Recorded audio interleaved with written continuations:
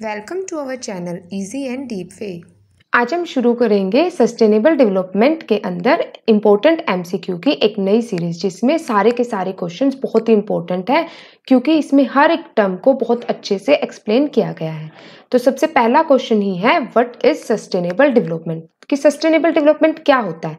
तो जैसे इसके नाम से पता चलता है कि हमें डेवलपमेंट, सस्टेनेबल डेवलपमेंट करने की जो प्रेजेंट जनरेशन के साथ साथ फ्यूचर जनरेशन्स की रिक्वायरमेंट को भी फुलफिल करें, और कैसे हम अपने रिसोर्सेज को कंजर्व कर सकते हैं, कैसे हम अपने जो एनवायरनमेंट डैमेज हो रहा है उसको प्रोटेक्ट कर सकते हैं। तो देखते हैं, the development that meets the needs of the present without compromising the ability of future generation to meet their own needs। बिल्कुल अभी की प्रेजेंट जनरेशन के साथ साथ फ्यूचर जनरेशन की नीड्स को भी फुलफिल किया जाता है। To conserve natural resources and to develop alternate sources of power while reducing pollution and harm to the environment। बिल्कुल, it is the practice of developing land and construction projects in a manner that reduces their impact on the environment by allowing them to create energy efficient model of self sufficiency। कि जैसे जो हमारी चीजें हैं जो आजकल खत्म होती जा रही है, हम उसको कैसे किसी प्रोजेक्ट के थ्रू कैसे उसको सेव यानी कि कंजर्व कर सकते हैं। तो सारे के सारे होंगे इसके आंसर। ठीक है, इसमें सारे टॉपिक्स इसलिए भी इंपॉर्टेंट है क्योंकि ये सारे के सारे क्वेश्चंस हमारी इन्वायरमेंट को कैसे प्रोटेक्ट करते हैं उसके ऊपर डिपेंड करते हैं। नेक्स्ट है, When was the term sustainable development came into existence। देखो, वैसे जो हमारी जो सस्टेनेबल डेवलपमेंट के ऊपर एक कॉन्फ्रेंस हुई थी, जो कि साइन कब हुई थी, जो रीड डी जेनेरियो में 1992 में साइन हुई थी, लेकिन ये एग्जिस्टेंस में कब आई थी? ये आई थी 1980 में। तो इसमें कंफ्यूज नहीं होना, इसका आंसर होगा ऑप्शन बी। नेक्स्ट है, Which of the following is not included in the parameters of sustainable development। तो जो हमारे पैरामीटर्स तैयार किए जाते हैं, भाई कैसे हम सस्टेनेबल डेवलपमेंट के लिए अलग अलग तरीके से अचीव कर सकते हैं उनको, तो उसमें क्या नहीं होता? कैरिंग कैपेसिटी, इसका मतलब होता है कि पॉपुलेशन साइज के अकॉर्डिंग कैसे हर एक चीज को, जैसे उनकी फूड को, हैबिटेट्स को, वाटर को, सारे रिसोर्सेज को उनमें डिस्ट्रीब्यूट किया जाता है। तो ये तो होता है। इंटर और इंट्रा जनरेशन इक्विटी, बिल्कुल। Gender disparity and diversity, yes, इसको भी हम सस्टेनेबल डेवलपमेंट में कवर करते हैं। तो नन ऑफ दीज होगा इसका आंसर। नेक्स्ट है, social, economical and ecological equity is the necessary condition for achieving. तो किस चीज के लिए हेल्पफुल होती है कि हमें सोसाइटी में भी, इकोनॉमिक की वे से भी, इकोलॉजिकल वे से भी कैसे हम सस्टेनेबल डेवलपमेंट को मेंटेन करते हैं। तो ऑप्शन सी होगा इसका आंसर, सस्टेनेबल डेवलपमेंट। नेक्स्ट है, the maximum number of individuals that can be supported by a given environment is called. तो अभी हमने पढ़ा था ना कि भाई पॉपुलेशन साइज के अकॉर्डिंग उनमें डिवाइड करते हैं, उनमें फूड, हैबिटेट्स, वाटर को, तो वो किस में आएगा? कैरिंग कैपेसिटी में।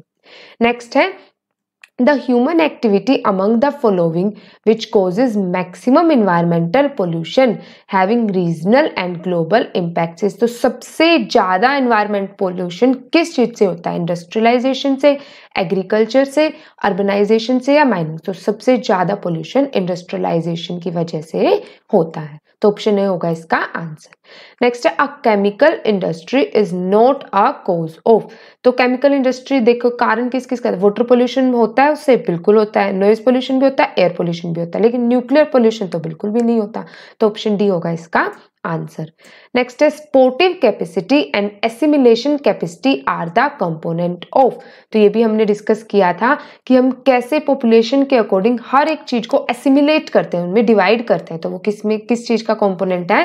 वो कैरिंग कैपेसिटी का कंपोनेंट माना जाता है। कंटेनिंग कैपेसिटी, कैप्चरिंग और होल्डिंग, ये कुछ इसमें इंक्लूड नहीं होते। इसमें एसिमिलेशन नहीं होता, यानी कि उसमें उसको टुगेदरनेस नहीं की जाती। ठीक है, ऑप्शन सी होगा इसका आंसर।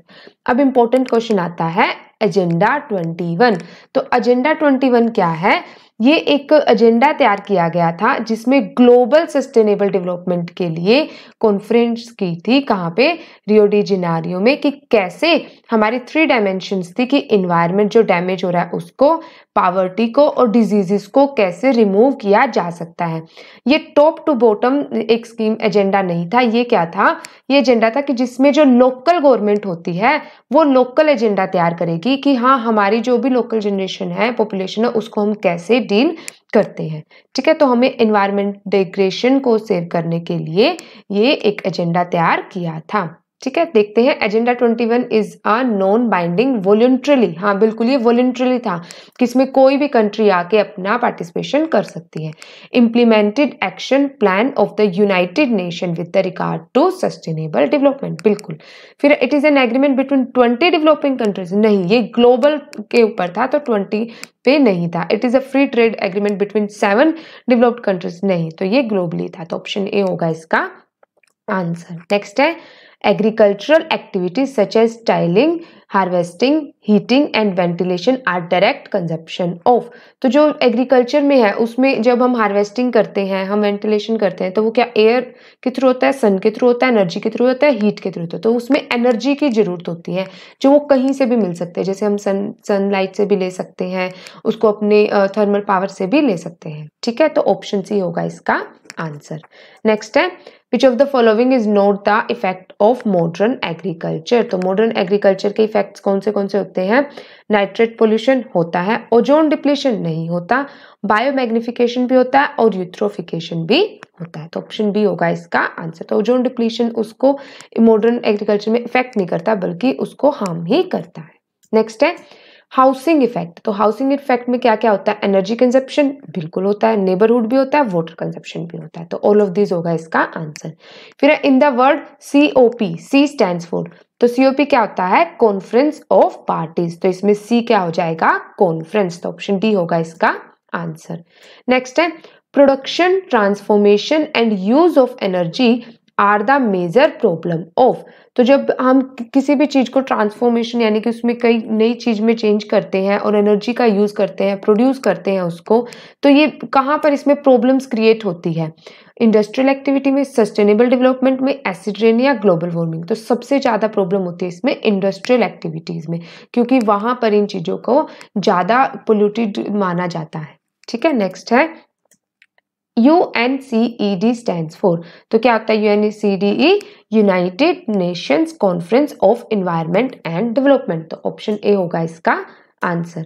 नेक्स्ट है Basel convention is related to. तो बेसल कन्वेंशन क्या होता है? वही होता है कि भाई जैसे हमने क्या किया था, अपने ह्यूमन की हेल्थ को प्रोटेक्ट करने के लिए एडवर्स इफेक्ट के अगेंस्ट हैजार्डियस वेस्ट को कंट्रोल करने के लिए एक कन्वेंशन तैयार की थी, जिसमें क्या होता है कि भाई इसमें सारे सस्टेनेबल डेवलपमेंट को एनहेंस किया जाता है। तो देख लेते हैं trans boundary movement of hazardous waste and their disposal. Yes, earth summit था, नो। ओजोन लेयर डिप्लीशन नहीं, सस्टेनेबल डेवलपमेंट नहीं। तो ये क्या थी? Hazardous waste. इसका एम ही क्या था? To protect human health, environment against adverse effect of hazardous waste. ठीक है, तो इन कैसे हम इन चीजों को प्रोटेक्ट कर सकते हैं। तो ऑप्शन ए होगा इसका आंसर। नेक्स्ट है extraction of minerals and metal from the earth. इसलिए तो सबको पता है कि जब हम मिनरल्स और मेटल्स निकालते हैं अर्थ को तो उसको क्या बोलते हैं?